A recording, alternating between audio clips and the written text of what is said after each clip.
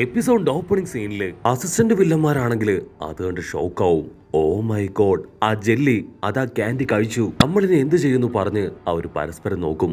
അതേസമയം സീസർ അവൻ വലിയ എന്തോ റോക്കറ്റ് വിട്ട സന്തോഷത്തില് തുള്ളിച്ചാടും. എന്റെ ലക്ഷ്യം അത് നിറവേറാൻ പോവാണ്, വീണ്ടും ഈ ഒരു ഐലാൻഡ് അത് നശിക്കാൻ പോവാണെന്ന് പറഞ്ഞ് അവൻ തുള്ളിച്ചാടും. ഇവിടെ നമ്മുടെ ആൾക്കാരാണെങ്കിൽ ആ സെല്ലിലിരുന്ന് സീസർ ചെയ്യുന്ന എല്ലാ കാര്യങ്ങളും നോക്കും. റോബിനാണെങ്കിൽ തറപ്പിച്ചു പറയും, ഇവൻ എന്തൊക്കെയോ എക്സ്പെരിമെന്റ് ചെയ്ത് ഇപ്പൊ വീണ്ടും ഇവിടെ വലിയൊരു ഡിസ്ട്രക്ഷൻ ഉണ്ടാക്കാൻ വേണ്ടി പോവാണ്. അതേസമയം പുറത്ത് ആ ജെല്ലിയുടെ വയറ്റിലുണ്ടായിരുന്ന ക്യാൻഡി അതിന്റെ കവറൊക്കെ പതിയെ പതിയെ ഇല്ലാതായി. ഇപ്പൊ ആ ക്യാൻഡി അങ്ങനെ എക്സ്പാൻഡ് ചെയ്യാൻ തുടങ്ങും. വേദനയില് ജെല്ലി ആണെങ്കിൽ എന്തൊക്കെയോ ശബ്ദവും ഗ്യാസും ഒക്കെ പുറത്തേക്ക് പുറപ്പെടുവിക്കുകയാണ്. ഇവിടെ അസിസ്റ്റന്റ് വില്ലന്മാര് അവർക്കാണെങ്കിൽ ഭയങ്കര സംശയം, നമ്മുടെ വണ്ടിയുടെ മേലെ എങ്ങനെ ആസിഡ് വീണു, അത് വീണതുകൊണ്ടാണ് നമുക്കിപ്പോ ഓടേണ്ട ഗതി വന്നതെന്ന് പറഞ്ഞ് അവർ ഉഷാറായിട്ട് ലാബിലേക്ക് ഓടും. നമ്മുടെ ആൾക്കാർ ഒട്ടും താമസിക്കാതെ അവരുടെ പിന്നാലെ തന്നെ വെച്ച് പിടിക്കുകയാണ്. ബ്രൂക്കിനാണെങ്കിൽ അവന്റെ സംശയം കൂടി വരും. ക്യാൻഡി കഴിച്ചതുകൊണ്ട് ഇവനത് എന്തു പറ്റി, ക്യാൻഡി ആക്ച്വലി നല്ലതല്ലേ, ഇനി ഒരുപക്ഷെ ഈ ജെല്ലി കഴിച്ച ക്യാൻഡി അത് ബാഡ് ആയിട്ടുള്ള ക്യാൻഡി ആയിരിക്കോ എന്നൊക്കെ ചിന്തിക്കും. സാമുറായിക്കാണെങ്കിൽ ടെൻഷനാവും. യു ഗായ്സ് ആർ അൺബിലീവബിൾ, നിങ്ങളിത് കാണുന്നില്ലേ, ആ ജെല്ലിക്ക് എന്തോ സംഭവിക്കുകയാണ്. എന്റെ ബലമായ സംശയം വർഷങ്ങൾക്ക് മുൻപ് ഉണ്ടായ ആ ഒരു ഡിസ്ട്രക്ഷൻ അതുപോലെ എന്തോ ഒന്ന് സംഭവിക്കാൻ പോവുകയാണെന്നാണ്. സോ എത്രയും വേഗം ഇവിടുന്ന് രക്ഷപ്പെട്ടു പോകണം, അതിനു മുൻപ് എനിക്ക് എന്റെ കുഞ്ഞിനെ കണ്ടെത്തണമെന്ന് പറഞ്ഞ് അവൻ വിഷമിക്കും. അപ്പൊ അതേസമയം ആ കെമിക്കൽ ക്യാൻഡി അതാണെങ്കിൽ ആ ജെല്ലിയുടെ വയറ്റിൽ കിടന്ന് ഉരുകാനായിട്ട് തുടങ്ങും. വേദനയില് ജെല്ലി വീണ്ടും വലിയ വലിയ സൗണ്ട് പുറത്തേക്ക് പുറപ്പെടുവിക്കുകയാണ്. അതിന്റെ സൗണ്ട് കേട്ട് എല്ലാവരും പേടിക്കും. ഈ കാഴ്ചയെല്ലാം കണ്ട് സോറോൺ ടീം ഇവിടെ ഉഷാറായിട്ട് ഓടും.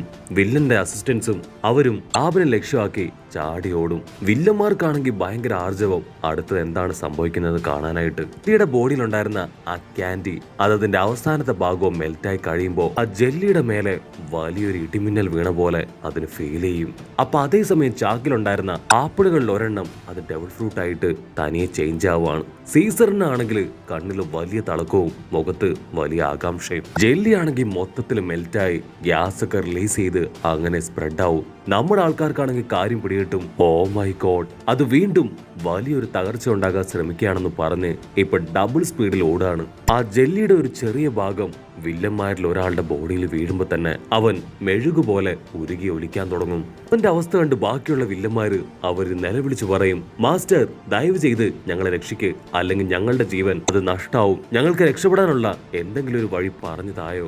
അപ്പൊ അവിടുന്ന് അങ്ങനെ സൂം ചെയ്ത് വില്ലനാണെങ്കിൽ ഒരുപാട് ആവേശത്തോടു കൂടെ അത് നോക്കി നിൽക്കുകയാണ്. എന്റെ ഇത്രയും കാലത്തെ കാത്തിരിപ്പ്, എന്റെ പരിശ്രമം, എന്റെ കണ്ടുപിടുത്തം അതെല്ലാം ഇന്ന് സക്സസ് ആവാൻ പോവാണ്. 4 വർഷങ്ങൾക്ക് മുൻപ് ഞാൻ തുടങ്ങി വെച്ച എന്റെ പരീക്ഷണം അതിന്റെ എല്ലാം അവസാനമാണെന്ന്, എന്റെ ഫൈനൽ റിസൾട്ട് അത് കണ്ട് എല്ലാവരും അത്ഭുതപ്പെടും. ആക്ച്വലി ആ ഒരു ഗ്യാസ് അത് മനുഷ്യരുടെ ബോഡിയിൽ എത്രത്തോളം അബ്സോർബ് ആവുന്നോ അത്രത്തോളം അവരുടെ ബോഡി പാരലൈസ്ഡ് ആയിട്ട് അവർ മരണപ്പെടും. നിങ്ങൾക്ക് ആവശ്യം ഒരു മാസ് ഡിസ്ട്രക്ഷൻ ആണെങ്കിൽ എന്റെ ഈ കണ്ടുപിടുത്തം അത് ഉറപ്പായാലും നിങ്ങളെ സഹായിക്കും. ഈ നഗരത്തെ എന്റെ ഈ പുതിയ കണ്ടുപിടുത്തം ഒരു നരകമാക്കി മാറ്റാൻ പോവുകയാണെന്ന് പറയും. അവന്റെ ആൾക്കാർ ഇപ്പൊ ഓരോരുത്തരായിട്ട് ആ ജെല്ലിയിൽ പെട്ട് നശിച്ചുകൊണ്ടിരിക്കുകയാണ്. അപ്പൊ നമ്മുടെ ആൾക്കാര് അവര് സിനിമ വെട്ടാതെ ആ വിഷ്വലിലേക്ക് നോക്കും. ലൂഫി ചിന്തിക്കും, അവന്റെ ആൾക്കാരോട് പോലും അവൻ ഇത്ര ബാഡ് ആയിട്ടാണ് പെരുമാറുന്നത്. സോ അപ്പൊ അവൻ നമ്മളോട് എത്ര ക്രൂരമായിട്ട് പെരുമാറും. അതേസമയം ന്യൂ വേൾഡിലുള്ള അണ്ടർവേൾഡ് ആൾക്കാർ അവരും ഈ വിഷ്വൽസ് എല്ലാം കണ്ട് ഒരുപാട് ഹാപ്പിയായി ഇംപ്രസ്ഡ് ആയിട്ട് നിൽക്കും. G5 സോൾജിയേഴ്സിന് അത് വിശ്വസിക്കാനായിട്ട് കഴിയില്ല. കാരണം സീസറിന്റെ ആൾക്കാർ തന്നെയാണ് ഇപ്പൊ മരിച്ചുകൊണ്ടിരിക്കുന്നത്. അവർ നൈസായിട്ട് ഒന്ന് പുറകിലേക്ക് ടേൺ ചെയ്ത് നോക്കും. അപ്പൊ അവർ കാണും ആ ഒരു ഫോഗ് അതങ്ങനെ അവർക്ക് നേരെ വന്നോണ്ടിരിക്കുകയാണ്. അവരാണെങ്കിൽ ഒരു സെക്കൻഡ് അത് കണ്ട് ഫ്രീസ് ആയി പോവും. നോ എന്ന് നിലവിളിച്ച് ഇപ്പൊ 4 പുറം ഓടുകയാണ്. അവരാണെങ്കിൽ പരസ്പരം പറയും, വേറെ വഴിയില്ല, ഈ ഐലാൻഡ് മുഴുവൻ ഈ ഫോഗ് സ്പ്രെഡ് ആവുകയാണ്, ലാബിനുള്ളിലേക്ക് കയറണം, എങ്കിലും മാത്രമേ നമുക്ക് രക്ഷപ്പെടാൻ പറ്റൂന്ന് പറഞ്ഞ് അവരാ ഡോറിലാണെങ്കിൽ വീണ്ടും അതിശക്തമായിട്ട് ഞെട്ടിക്കും. അപ്പൊ അവിടുന്ന് അങ്ങനെ ക്യാമറ സൂം ഔട്ട് ചെയ്ത ആ ഫോഗ് അത് ഓൾമോസ്റ്റ് ആ ഐലാൻഡിൽ മുഴുവൻ സ്പ്രെഡ് ആവും. നാമി ഉസോപ്പു ആണെങ്കിൽ ഇപ്പൊ ഓടി ബ്രൗൺ ബിയർഡിന്റെ അടുത്തേക്ക് വരും. ബ്രൗൺ ബിയർഡിന് ബോധമില്ല, പക്ഷെ അവന് ജീവൻ നഷ്ടപ്പെട്ടിട്ടില്ല. അവർക്ക് വേണ്ടിയാണ് അവൻ ആ സീസറിനോട് ഫൈറ്റ് ചെയ്തത്. ബ്രൗൺ ബിയർഡിനെ അവനെ എങ്ങനെയെങ്കിലും രക്ഷിക്കണം. പക്ഷെ നമ്മളെ കൊണ്ട് അതാവോ? നാമിക്കാണെങ്കിൽ ഇപ്പൊ സാഞ്ചിയുടെ ബോഡി ഉണ്ട്, പക്ഷെ അതുപയോഗിച്ച് അവൾക്ക് അവനെ രക്ഷിക്കാൻ പറ്റില്ല. നമ്മുടെ ആശാന്മാർ 2 പേരും ചേർന്ന് ഇപ്പൊ കഷ്ടപ്പെട്ട് ആ പൈപ്പ് തള്ളുകയാണ്. ഉസോപ്പ് ആണെങ്കിൽ വിളിച്ചു പറയും, ബ്രൗൺ ബിയർഡ് നീ വിഷമിക്കേണ്ട ആവശ്യമില്ല, ഉറപ്പായാലും നിന്നെ ഞങ്ങൾ രക്ഷിക്കുമെന്ന് പറഞ്ഞ് ആ പൈപ്പ് അത് പതിയെ പതിയെ തള്ളും. അടുത്ത നിമിഷം ബ്രൗൺ ബിയേർഡ് അവൻ ഒരു സെക്കൻഡ് ഇപ്പൊ സീസറിനെ കുറിച്ച് ആലോചിച്ച് കണ്ണു തുറക്കുകയാണ്. സീസറിനെ കൊല്ലാനുള്ള വെറിയില് അവൻ ആ പൈപ്പ് തട്ടി മാറ്റി ചാടി എഴുന്നേൽക്കുകയാണ്. അതിൽ തൂങ്ങിപ്പിടിച്ചിരുന്ന നമ്മുടെ ഉസോപ്പും നാമിയും അവർ രണ്ടുപേരും ഇപ്പൊ ദൂരേക്ക് തെറിച്ചു വീഴും. ബ്രൗൺ ബിയേർഡ് ആണെങ്കിൽ വായിൽ വന്ന ചീത്ത മുഴുവൻ ആ സീസറിനെ വിളിക്കുകയാണ്. എനിക്ക് എത്രയും വേഗം എന്റെ ക്രൂമേറ്റ്സിന്റെ അടുത്തെത്തണം. എനിക്ക് ഉറപ്പുണ്ട് എന്നോട് ചെയ്തതിനെ കഴിഞ്ഞ് മോശമായിട്ട് അവൻ എന്റെ ടീംമേറ്റ്സിനോട് പെരുമാറും. അവരെല്ലാവരും ഇപ്പൊ ലാബിലാണ് ഉള്ളത്. എത്രയും വേഗം ലാബിലെത്തി ആ സീസറിനെ തല്ലിക്കൊന്ന് എന്റെ ആൾക്കാരെ എനിക്ക് രക്ഷപ്പെടുത്തണമെന്ന് പറയും. അത് കേൾക്കുമ്പോൾ ഉസോപ്പിനാണെങ്കിൽ ഭയങ്കരമായിട്ട് ആശ്വാസമാവും. ഓ, നീ ഇപ്പോ ലാബിലേക്കാണോ പോണേ? ഞങ്ങൾക്കും അവിടേക്ക് തന്നെയാണ് പോവേണ്ടത്. കുറച്ച് ചെറിയ കുട്ടികളെ ആ സീസർ അവിടെ പിടിച്ചു വെച്ചിട്ടുണ്ട്. അവരെ ഞങ്ങൾക്ക് രക്ഷപ്പെടുത്തണം. സോ നമുക്ക് 3 പേർക്കും ഒരുമിച്ച് അവിടേക്ക് പോയിക്കൂടെ? അവരങ്ങനെ സംസാരിക്കുന്ന സമയത്ത് അവിടേക്ക് മുഴുവൻ സ്മോക്ക് സ്പ്രെഡ് ആവുകയാണ്. നമ്മുടെ ആൾക്കാർ തിരിഞ്ഞു നോക്കും. ഉടനെ ബ്രൗൺ ബിയേർഡ് പറയും, അത് സ്മോക്ക് അല്ല, പോയിസൺ ഗ്യാസ് ആണ്. ഇതിനു മുൻപും ഈ പോയിസൺ ഗ്യാസിൽ പെട്ടാണ് ഞങ്ങൾ ഇങ്ങനെയായി തീർന്നത്. നിങ്ങൾ വെറുതെ സംസാരിച്ചു നിൽക്കാതെ എന്റെ തോളത്തേക്ക് കയറാനായിട്ട് അവൻ പറയും. കട്ട് ചെയ്താ ഇവിടെ സോറോടെ ഗ്യാങ് അവരാണെങ്കിൽ ഇപ്പോഴും നിർത്താതെ ഓടിക്കൊണ്ടേ ഇരിക്കുകയാണ്.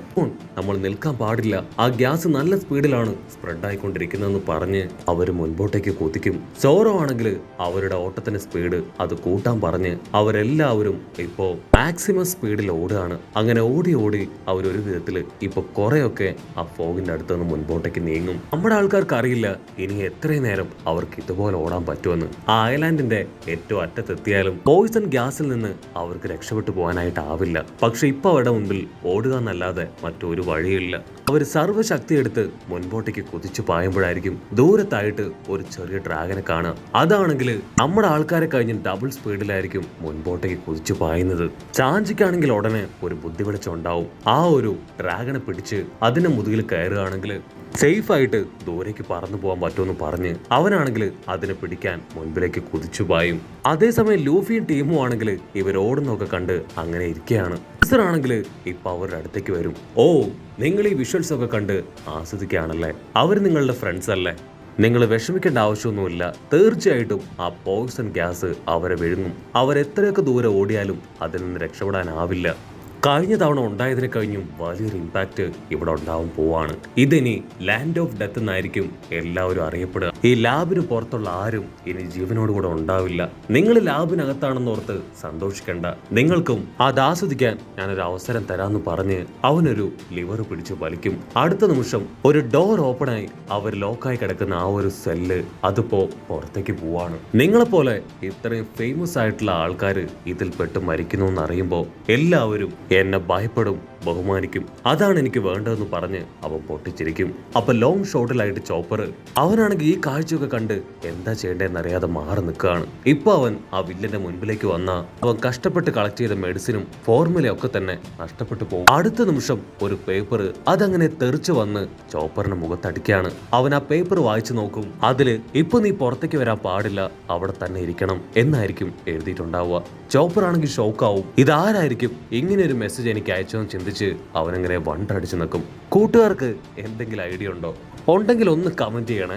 എന്തായാലും ഇവിടെ നമ്മുടെ ലൂഫിയൻ ടീമിനെ ലോക്ക് ചെയ്തിട്ടിരിക്കുന്ന ആ ഒരു വലിയ സെല്ല് പുറത്തേക്ക് വരികയാണ്. G5 ടീമിനാണെങ്കിൽ അത് പുറത്തേക്ക് വരുന്ന കണ്ട് ഭയങ്കര സന്തോഷം. അവിടെ നിന്ന് അങ്ങനെ സൂം ചെയ്ത് ഇപ്പൊ ട്രഫാൽഗർ ലോയെ കാണിക്കും. അവനാണെങ്കിൽ ലൂഫിയോട് പറയും, നമ്മുടെ പ്ലാനിങ് അതിപ്പോഴും ഓൺ തന്നെയാണ്. വെറുതെ ഇതിൽ കുടുങ്ങിക്കിടന്നിട്ട് കാര്യമില്ല. നമ്മൾ എന്തെങ്കിലും ഉടനെ ചെയ്യണം. നമുക്ക് എത്രയും വേഗം വലിയൊരു ഫൈറ്റ് അതുണ്ടാക്കണം എന്ന് ട്രഫാൽഗർ ലോ പറയുന്നതോട് കൂടെ ഈ ഒരു എപ്പിസോഡും അവസാനിക്കുന്നു.